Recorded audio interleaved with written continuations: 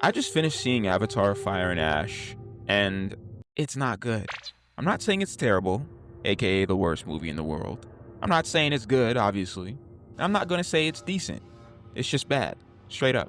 I'm gonna be getting into spoiler territory for this video, so if you don't like spoilers, look for the timestamp in the description down below. It covers a non-spoiler section. Okay, let's get started. I've always been a huge fan of the Avatar franchise, especially more than most people. I've enjoyed its world building. I thought the story of the first two movies, while simple, was heartwarming, and James Cameron clearly had thematic points to make about deforestation, colonization, and whaling. Again, while simple, each movie felt different in the types of biomes explored as well as the messaging it wanted to focus on. Yes, there was a white savior trope present in the first movie, with Jake Sully. However, the second movie puts the focus on the kids and their struggles as half-human, half-Na'vi hybrids. It was a nice change of pace. The first two movies will go down as visual achievements and fine stories that do their jobs. The third movie is the complete opposite in almost every direction. The environments are more of the same, the plot beats are more of the same, just less interesting, which is saying something for an Avatar film.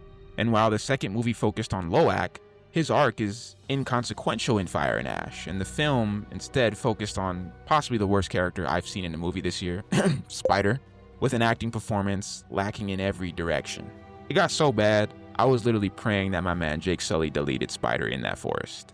Yeah, it was that bad. But let's slow down and go through this one by one, because if you're new to my channel, I like to divide and conquer when analyzing points in media. So let's start with the elephant in the room.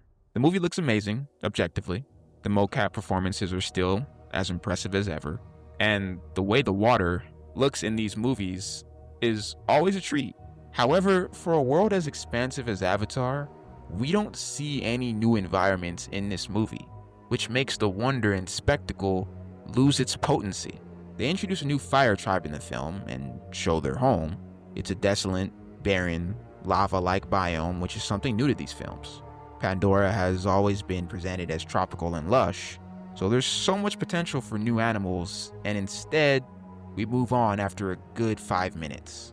So while yes, the movie looks great, they're mostly just reusing the same visual assets from the second one. And the same goes for the plot points. It's not even funny that it's a literal one-to-one copy.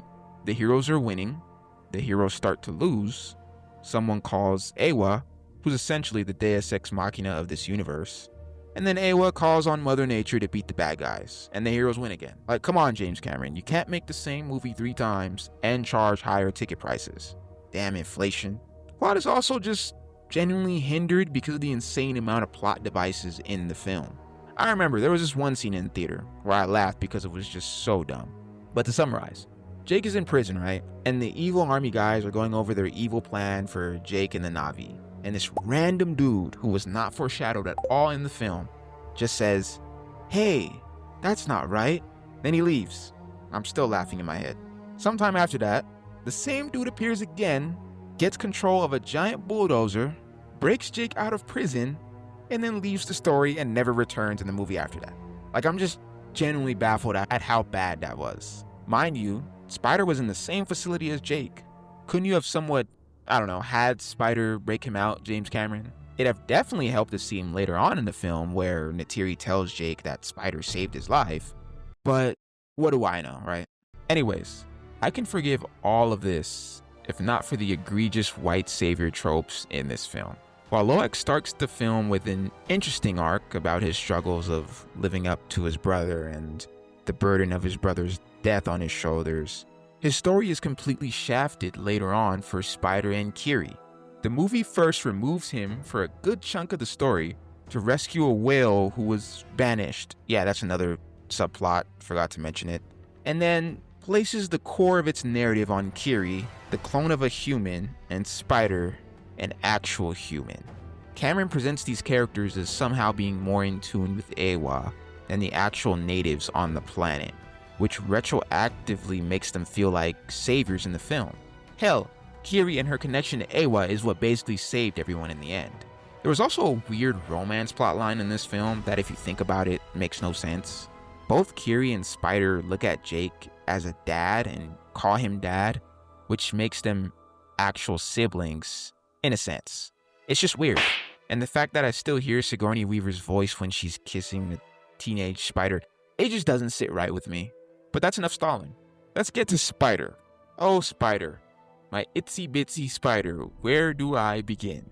Now, James Cameron had 2 opportunities to do something interesting with this character that would have decently redeemed his insane amount of screen time. But he went the safe route every single time. Like, you couldn't have at least tried to have Spider think about joining up with Quaritch? Add some conflict to his character and make him interesting, make him conflicted? Now, I mentioned this earlier, but yes, I was rooting for Jake to kill Spider in the forest.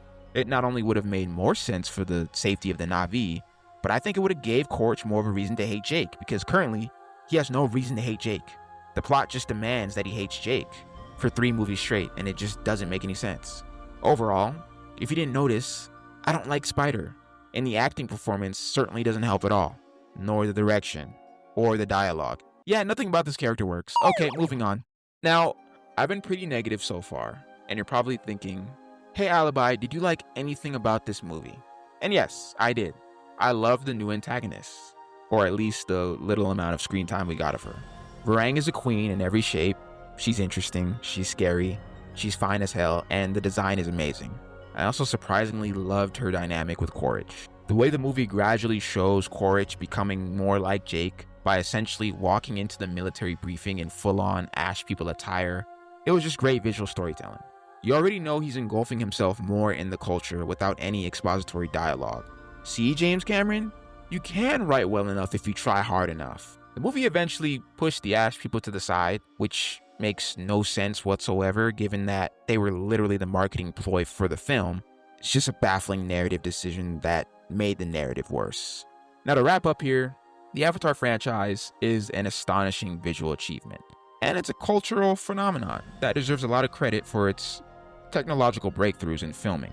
Avatar Fire and Ash, however, yeah, that movie seems like a misfire in every direction. In its world building, in its themes, in its messages, and in its plot. I heard the 4th movie is like 4 years out, and honestly, I could care less at this point. The magic just isn't there for me.